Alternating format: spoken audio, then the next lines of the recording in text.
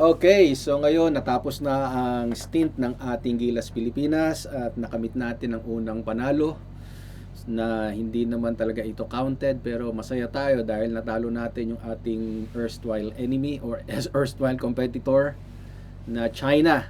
Pero alam naman natin na ang China ngayon hindi ganun kalakas kagaya nung mga noon, no? Nakita natin kung paano sila nag-perform. Nakita natin na talagang malambot sila at hindi talaga ganun kalakas yung kanilang team ngayon. So, ang tanong ngayon saan na tayo pupunta bilang mga Filipino basketballista ng ating Gilas Pilipinas, okay? So, sasagutin ko lang itong mga napag-uusapan sa social media dahil daw sa coach at ano na ang mangyayari kay Coach Chot, no, dito sa picture natin. Tandaan natin mga kaibigan, ito lang yung alam nyo, hindi ako expert, no, mas maraming expert diyan, pero comment down below kung may mga gusto kayong sabihin at dagdag o kontrahin yung aking mga sinasabi. Lagi natin tatandaan sa Gilas Pilipinas, in particular, wala sa coach yan. Yes, totoo na ang coach malaking nagagawa niya sa isang team. Pero in our case, sa Gilas Pilipinas ngayon, wala talaga sa coach yan. Bakit? Karamihan na nagsasabi, no, na mga foreign coaches talagang nasa pool. Kung konti lang yung pool ng basketball players na pagpipilian mo, mahirap talagang mag-produce ng result, na magandang result. So kahit gaano pa kagaling ang coach, kapag ang ating mga players ay hindi ganon at par with the world players, hindi rin tayo magpe-perform.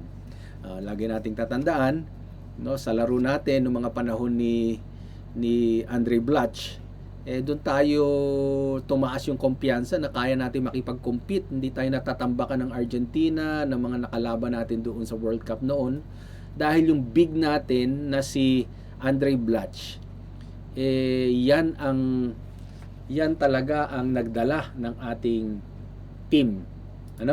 So hindi naman tayo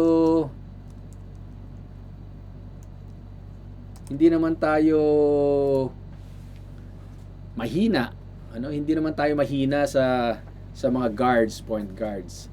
Pero ang hindi natin nade-develop yung mga bigs natin, yung mga panahon ngayon, ang tatangkad ng ating players, pero hindi sila mobile, hindi sila agile kagaya ng mga world caliber players na kumakat, gumaganon-ganon, nag-pick and roll, playing without the ball, moving without the ball, tapos tumitira salba, shooter. Wala tayong ganun. Si Andre Blatch ganun siya, kaya maganda yung ating performance noong mga panahon na yon kaysa sa ngayon.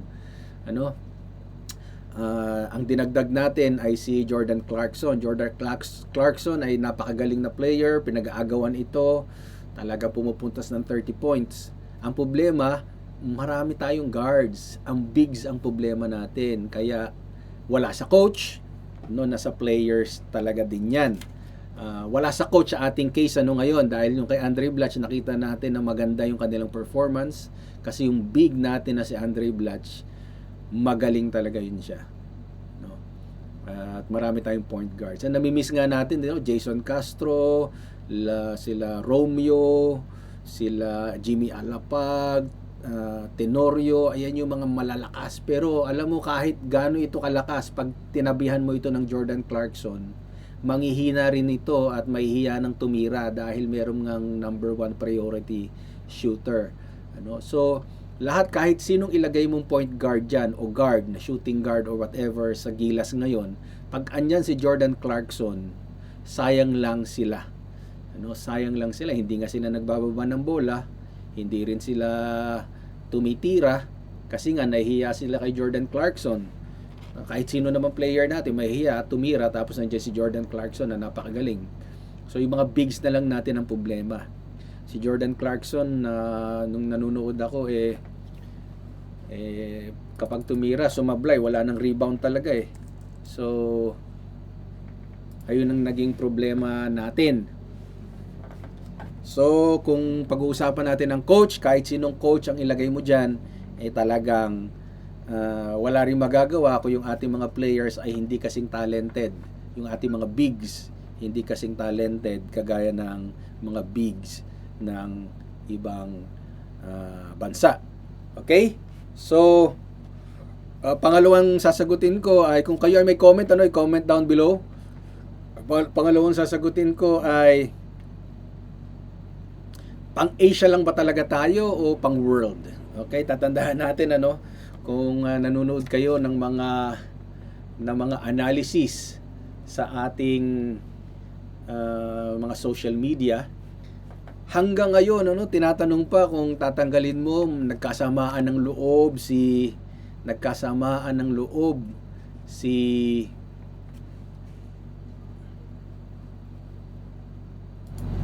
Jordan Clarkson, si Kai Sotto na pagsabihan ng masama ni Chot Reyes. Tapos ngayon nag-resign si Chot Reyes. Ano bang naramdaman ni Alpan Lillo?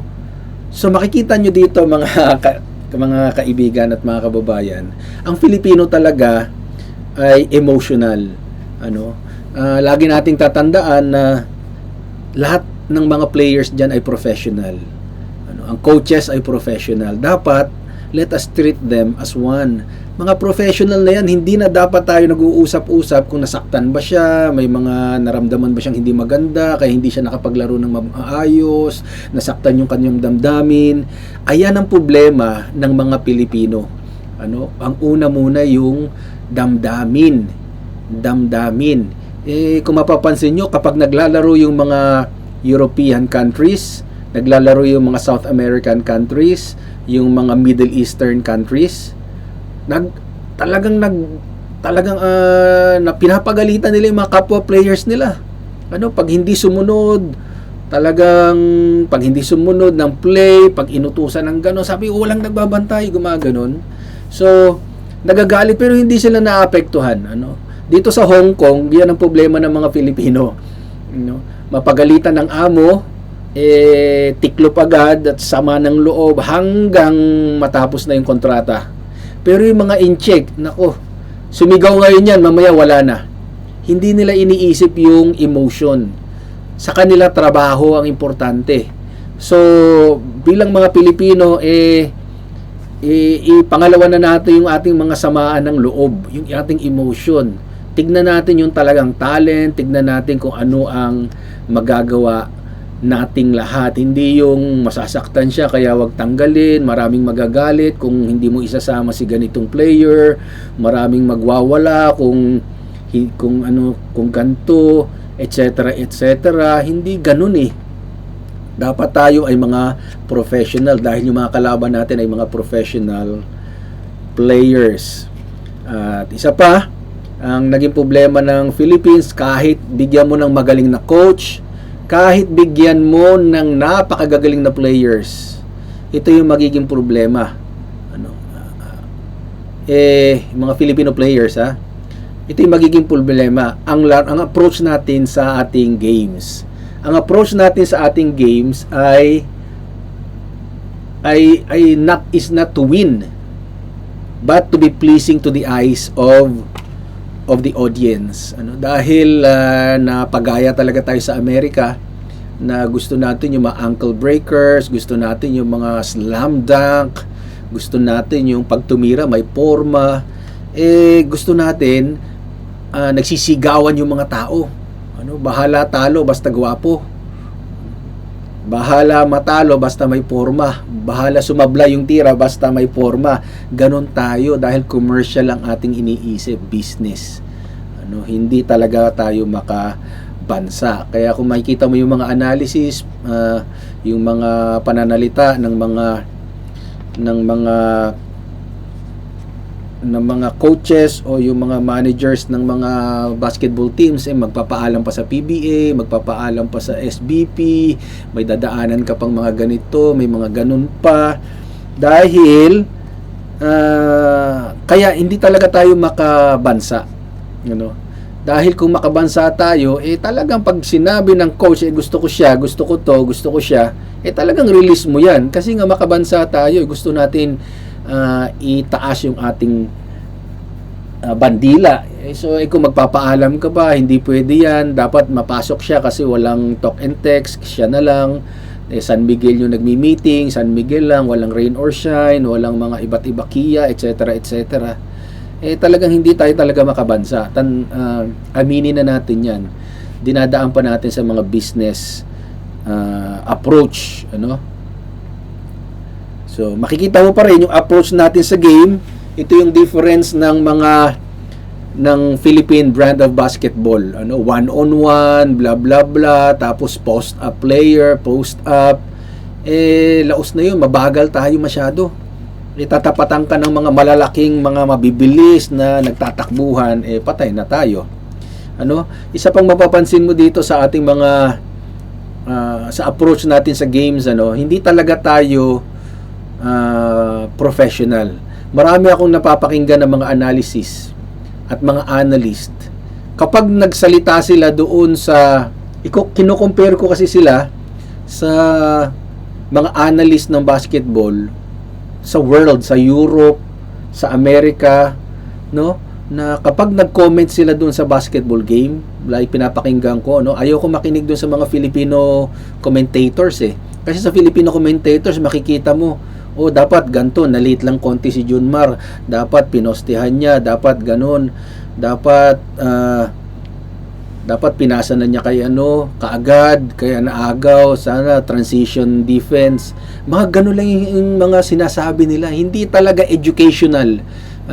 Ang FIBA, kaya ito nabuo ang FIBA is to educate people on how to play basketball, on how, why is it good to play basketball, no?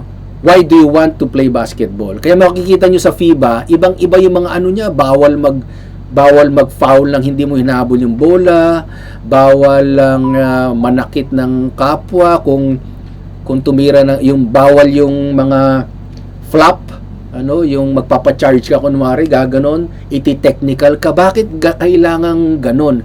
Kasi gusto nilang i-educate yung mga tao na ang tunay na larong basketball ay hindi sakitan. Pag nakita ng mga referee na manakit ka, kahit konti, hindi mo hinabol yung bola, sinadya mo, may penalty ka.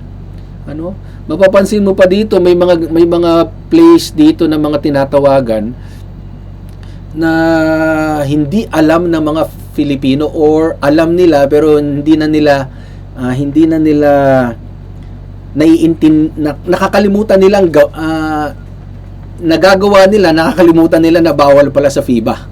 Kaya nga may mga nagsasabi na we should get used to FIBA rules at yung ating games ay gawin nating malapit sa FIBA rules. Alam nyo, ang basketball, ang tinuturo ng basketball is not about only winning. It is not about competition. It is all about discipline. Sports, game of sport yan, na hindi tayo nananakit para manalo, hindi tayo nandadaya para manalo. Dapat malinis ang laro, walang dayaan na fake yung flop ng ganun, hindi technical ka. Maraming mga FIBA rules ang mga ini-introduce yung mga commentators ng ibang bansa. So, marami kang matututunan. Sinisisi natin si coach kasi ang sinasabi, hindi marunong si coach, ang lakas-lakas tapos yung mga analyst natin sa social media.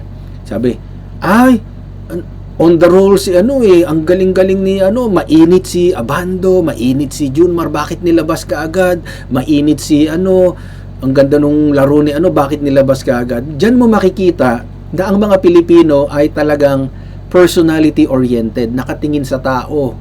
Kasi ganyan ang brand of basketball ng Pilipinas, sa tao nakatutok.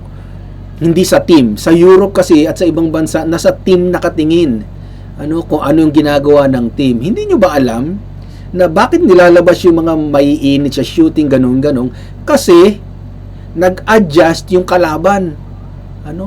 So, nag-adjust sila ng mga players para mabantayan yung mga yon at ma-hold sila na hindi makatira. Kaya ang gagawin ng coach, kagaya ni Coach Chot, ipapalitan niya naman ito ng kanyang strategy na team para malabanan yung inadjust ng kalaban. Minsan, ang tinitignan natin mga Pilipino, ang init niya, siya yung magaling na panahon na yun, na oras na yun, bakit siya yung nilabas? Hindi natin nakikita yung strategy ng mga coaches na nagpapalit 2 bigs, 3 bigs, 1-3-1, 2-2-1, nag-a-adjust ng mga big, nag-i-small. Alam nyo, ayan ang matututunan nyo pag nakinig kayo sa mga world-class international commentators ng FIBA. Diyan yung maintindihan, ganun pala yun. May mga plays pala na ginagawa yung mga coaches na hindi naiintindihan nating mga Pilipino. Dahil sa atin, kung sino yung mainit, sino magaling, sino yung sikat, dapat siya yung tumitira. Hindi ganun ang FIBA basketball. Hindi dapat ganun ang basketball. So sa mga analyst dyan na nagmamarunong na sinasabi, 20 years na sila na nag-cover ng mga games sa Philippines, siguro wag tayo masyadong mangmaliit ng ibang mga miron. Sa chess, kung sino yung miron, minsan nakikita niya yung hindi nakikita ng player. So ang coach, nakikita niya yung hindi nakikita ng players. Ang coach, nakikita niya, ang coaching staff, nakikita niya yung hindi nakikita ng mga taong normal sa paligid. Nakikita lang kung sino yung magaling, ipapasok. Hindi ganun ang tunay na basketball according to the standard of the FIBA. Kaya wag nating sasabihin na hindi ka naman expert, kami lang pwede magsalita. Ang salita ng mga analyst ng Philippines sa social media puro tao. Tao pinag-uusapan. Tao, hindi yung team. Dapat yung team. Kahit pagano kahaba pa yung continuity niyan ng isang team ng Philippines, pag hindi natin binago yung approach natin sa basketball game, hindi talaga tayo magpa-progress at mag-move ahead sa ibang bansa. Yung Japan, yung mga China, yung Australia, makikita mo yung pagkumat, yung mga bigs kumakat na Alam mo, Philippines na lang yung naiwan na puro post-up player, post-up, one-on-one. Yun na lang yung game natin. So sana mabago na yan, Sana mabago na yan kung gusto natin maka-adapt sa world-class competition. Okay? So ngayon, punta naman tayo, nabalitaan na si Ange Kwame at si Brownlee ang mag-ipapadala sa Asian Games. Hindi ko alam kung gaano ito katotoo, narinig ko lang ito sa balita. Pero siyempre pag Asian Games, dapat mas marami naman Pilipino. Hindi tayo aasa sa magagaling. Bakit? Pilipino ba yan si Brownlee? Although may dugo ba yan ng Filipino? Tandaan natin yung Pilipinas noon, sila Doremde, sila Patrimonio, sila Marlo Aquino, sila talaga yung mga players na mga full-blooded Filipinos noon. Na nakita ko na talagang lumaban, matalo, manalo, masaya tayo kasi puro Pilipino. Sila Kenneth Doremdes, yan yung mga players noon, Jericho Diniera, sila Paras. Nako, ang gandang panoorin dahil talaga yan ang sinasabing Pilipinas, puso. Kasi naintindihan nila kung ano yung puso. Pinaglalaban nila yung Pilipinas. Ang problema, ang gusto natin, kumuha ng mga players para manalo. Ang tanong, masaya ba tayo? I-import naman yung mga kinukuha natin. Ange Kwame, Brownlee. Diba? Bakit hindi tayo mag-develop ng sarili natin na malalaki at malalakas at magagaling? So in short, totoo makakatulong ito si Brownlee, sila Kwame, makakatulong ito, pero masaya ba tayo ng lubusan dahil hindi naman talaga sila Filipino?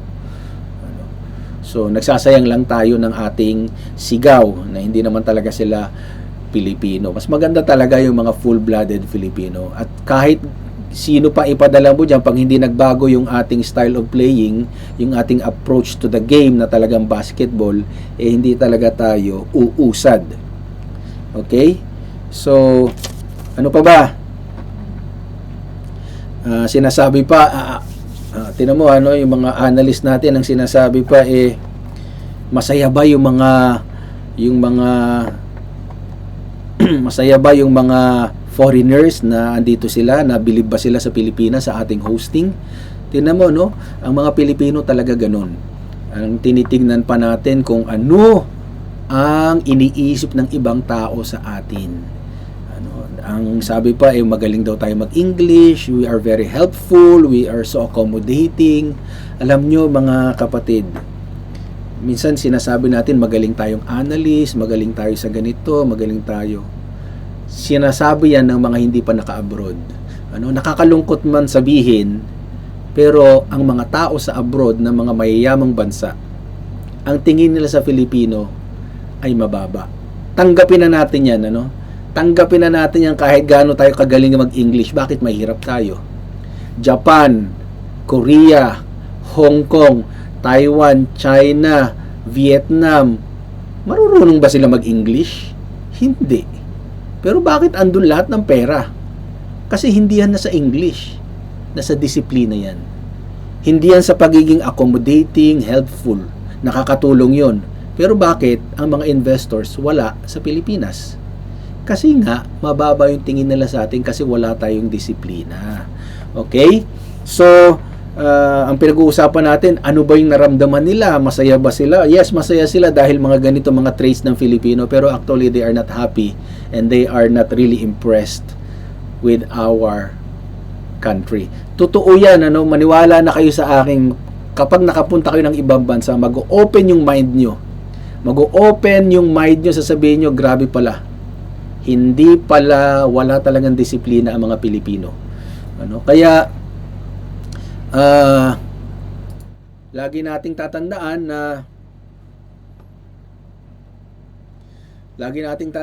na ang world class is world class. Kung gusto natin mag-improve ang ating mga players at ating mga coaches at ating mga analyst, pumunta kayo ng ibang bansa para makita nyo talaga yung galing ng Pilipino. At pag sa ibang bansa na tayo, doon aangat yung ating pagtingin, doon natin makikita na kailangan natin ng disiplina at kailangan natin ng mas malalim pang pag-iisip. Okay? Huwag tayong magsiselos at magagalit doon sa mga players natin na nagpunta ng Japan, Korea, Taiwan, Australia, at hindi sila naglaro sa Philippines. Alam nyo, pag kayo ay naka-abroad at nakatanggap na kayo ng mga dollars, mag-iiba ang isip nyo. Pag nakakita kayo ng mga lugar na napakalilinis, napakagaganda ng lugar, malinis, walang may traffic, pero magaan, pag sumakay ka ng train, yung mga kasama mo doon, puro branded yung mga tsinelas, sapatos, mga ganun, walang magnanakaw. Hindi mo nakakailanganin yung at ipagmamayabang yung pagiging magaling natin mag-English. Hindi. Yung mga players pwede maglakad sa labas, walang gugulo sa kanila. Ayun ang hinahanap ng mga tao. Kaya wala tayong pwedeng ipagmayabang na tayo yung magaling mag-analyze, 20 plus years na tayo sa industriya ng sports, at yung iba walang alam. No.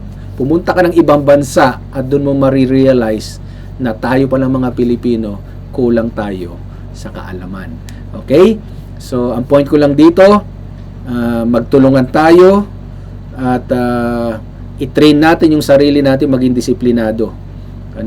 Wag tayo magsisihan, wag natin sisihin ang ating coaches, wag natin sisihin ang ating mga players. Tandaan natin, tayo rin ang gumagawa ng ating mga buhay. Salamat and God bless you all.